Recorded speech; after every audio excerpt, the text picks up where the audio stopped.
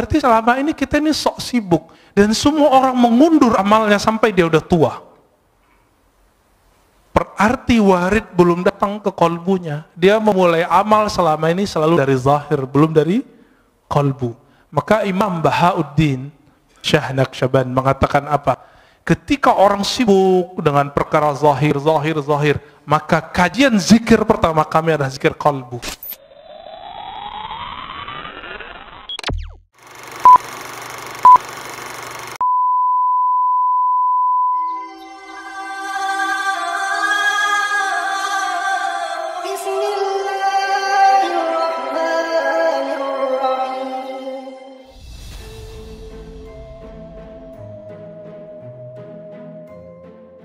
Kita ajak setengah jam aja bilang apa?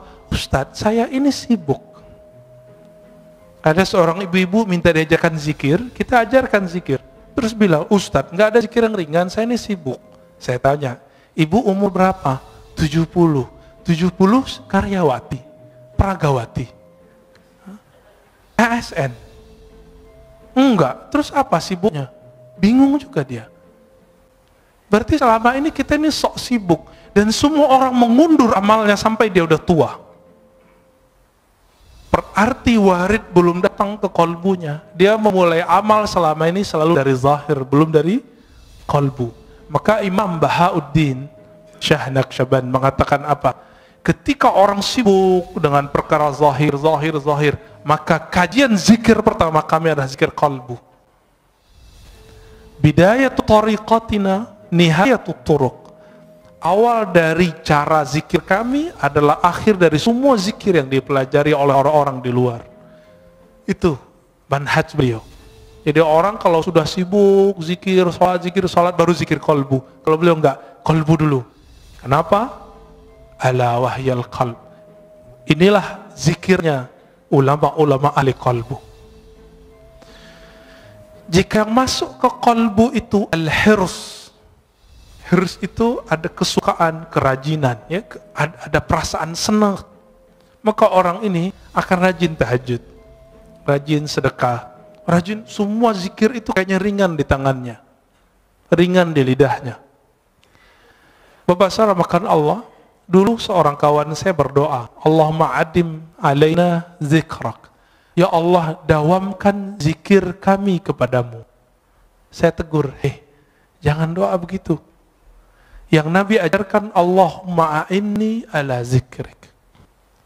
Ya Allah, bantu aku menyebut namamu. Karena Nabi tidak pernah mengajarkan, ya Allah, dawamkan zikir di kolbu kami. Itu mustahil, kecuali Rasulullah SAW. Dalam sholat pun kita masih ingat selain Allah Ta'ala. Jika yang datang di kolbu itu syauq, rasa rindu yang dalam, maka orang ini biasanya zikirnya mulai bergerak. Nah, zikir ini yang jarang datang ke kita. Minimal gerak matanya nangis, itu zikir rindu. Jadi rindu itu datang dulu ke kolbu, baru saat dia berzikir ada rasa nangis. Bukankah sebagian bapak ibu ketika mendengarkan imam kita tadi sholat teringat mana? Sudais, ya, semoga Allah muliakan beliau, amin. Kita teringat itu. Bagi mereka yang punya pengalaman sholat di belakang Sudais, dia rindu, dia bisa nangis. Itu baru rindu dengan imam dunia. Imam sholat di Mekah, bagaimana imam al-a'immah Sayyidina Rasulullah SAW. Maka orang ini saat mengatakan Allahumma salli ala Sayyidina Muhammad, air matanya pasti mengalir. Itu yang disebut dalam syair-syair Hisan bin Sabit. Kullul qulub, semua kalbu itu rindu kepada Nabi. Tapi bukti rindu itu hanya satu. Dumu'ul ain. Ketika air mata itu berkaca-kaca, air mata itu mengalir.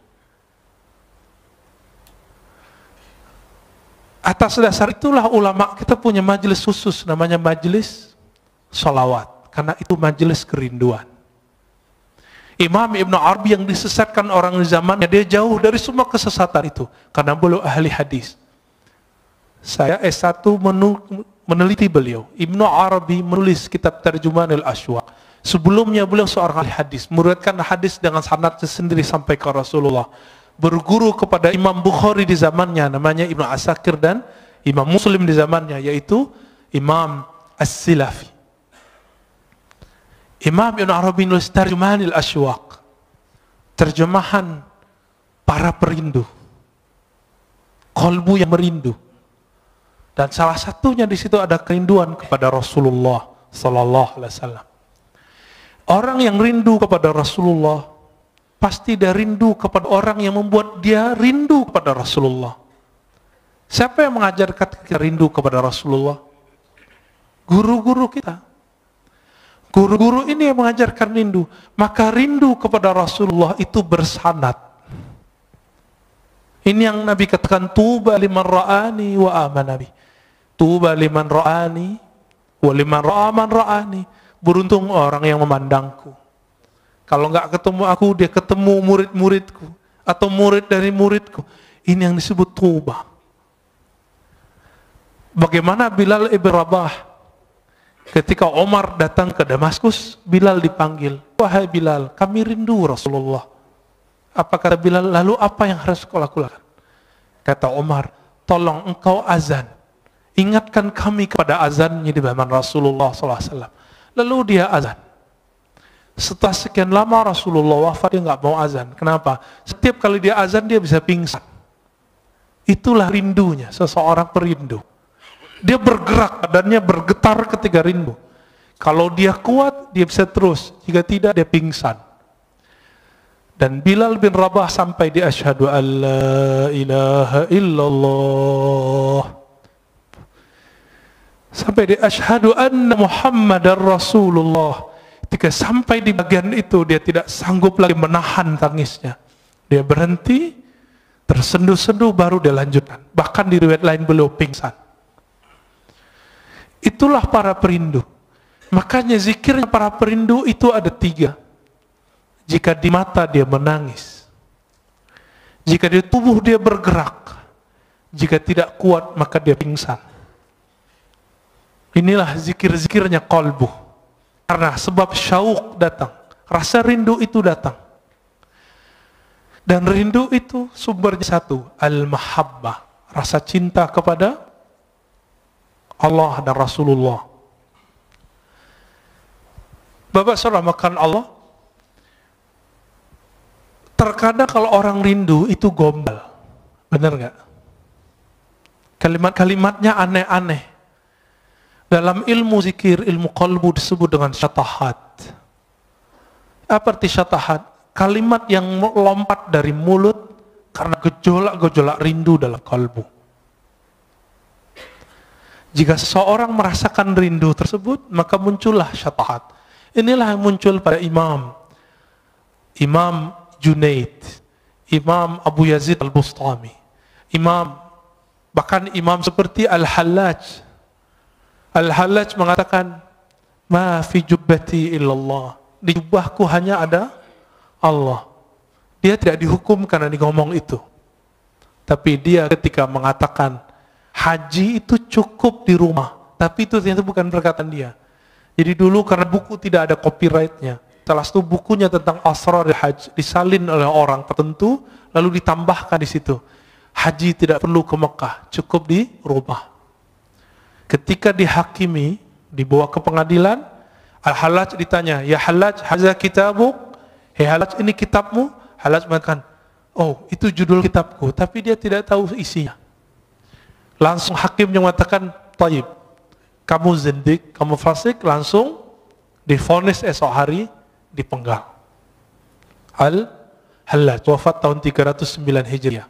Kata Imam Al-Ghazali, seandainya aku jadi qadhinya, jadi hakimnya, tentu aku tidak akan mau hukumi gantung baginya. Itu kata Imam Ghazali.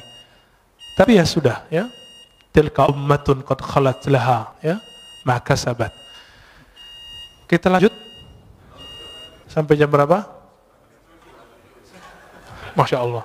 Nanti sholat syuruknya diundur, ya. Ngaji lebih afdal daripada sholat. Imam Ibnu Majah meriwayatkan dari Nabi SAW bahwa mempelajari satu bab ilmu lebih afdal dari sholat 100 rakaat. Ya. Baik. Jika yang muncul di qalbu itu al-khauf, dia juga nangis. Apa arti khauf? Rasa takut. Tapi bedanya, al-khauf ini beda dengan syauq. Jika syauq bikin orang bergetar, tapi kalau khauf tidak, bikin orang diam. Ada lagi raja. Raja itu harap. Jika orang berharap, Allah menerimanya. Bapak saudara makan Allah, kita ini semua punya dosa, benar nggak? Mulai dari ujung rambut sampai ujung kaki. Tapi apakah dengan dosa itu kita berhenti beramal? Enggak. Masih ingat Salahuddin Al-Ayyubi? Salahuddin Al-Ayyubi, seorang pejuang hebat, raja di zamannya, sultan, itu pernah meminum khamar. Kata Imam Zahabi dan Siyar A'lamin Nubala, kana yashrabul khamr. Dulu Salahuddin ini enggak sholah, enggak bagus. Ngapain dia? Namanya kan Ayub atau Yusuf ya. Salahuddin ini dulu suka minum khamar. Orang kalau minum khamar pasti zina. Orang zina ya lanjut judi semuanya lengkap. Nakalnya bukan main. Maka jangan, kalau ada anak muda hari ini malam-malam kita lewat, dia minum khamar, dia jahat, jangan benci dulu. Siapa tahu nanti dia jadi mujahid fi sabilillah. Jangan benci dulu. Ya, tadi kita pas lagi nyetir, tiba-tiba ada yang ya anak orang pakai motor truk-truk, ya suka-suka dia. Saya mikir jangan-jangan ini Salahuddin menghibur diri. Biar husnuzan, biar gak benci. Siapa tahu. Kita punya sahabat, dulu peminum, suka narkobaan, sekarang Masya Allah, amal zikir, banyak. Bahkan ada yang sudah menjadi ustadz, banyak. Ya. Jadi jangan hukumi orang dengan waktu dia bermaksiat. Siapa tahu itu maksiat terakhirnya. Jangan pernah sucikan orang dengan amalnya. Siapa tahu itu amal soleh terakhirnya. Besok dia maksiat terus. Tapi semoga itu tidak terjadi.